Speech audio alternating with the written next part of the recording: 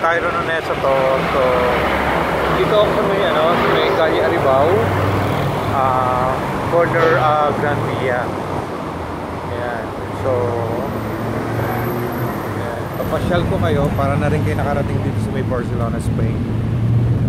So, ayan.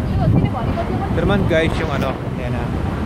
Itong Calle Diagonal. Ay, Calle, pala to? Calle Grand Via. So, ayan o. Yan yung Calle Grand Via. So, ayan. So, ituturo ko naman sa inyo guys kung saan nag-aral naman yung national hero natin, si Dr. Jose Rizal. Ayan o. Para makita ninyo. Ayan. Yan yung building na yan o. Ayan o. Ayan, building na yan. Yan, ito naman ang Plaza Universidad. Oo. So dito nag-aral si Dr. Jose Rizal. Oo. Dito sa Barcelona. So ayun. So turo ko lang sa inyo. Ayan, kung saan nag-aral si Dr. Jose Rizal. Ayan, ito yung building na to. Ayan. Yung building na yan na nakikita ninyo, ayan.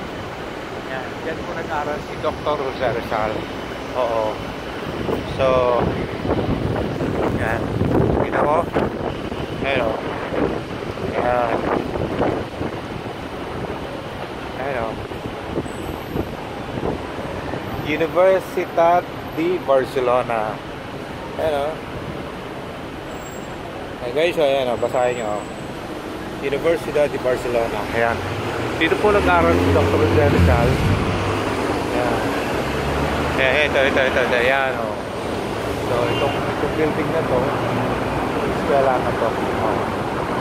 So, dyan po nag-aral ang national hero ng Pilipinas. Si Dr. Jose Rizal. So, ibig sabihin, itong building na to, talagang antigo na kasi si Dr. Jose Rizal nasa 150 years old na ayan Plaza de la Universitat. Kasi actually guys, dito sa Barcelona hindi naman po Espanyol ang salita dito Catalan. So ang Catalan is para siyang mix Spanish with French. So iba po ang language dito. So ayun. So parang sa Pilipinas, di ba? Ang daming mga lengguwahe. Oo.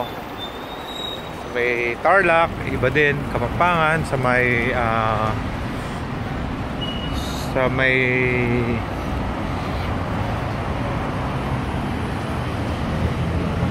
pagtungtong mo ng ng Pangasinan, iba na rin ng salita doon.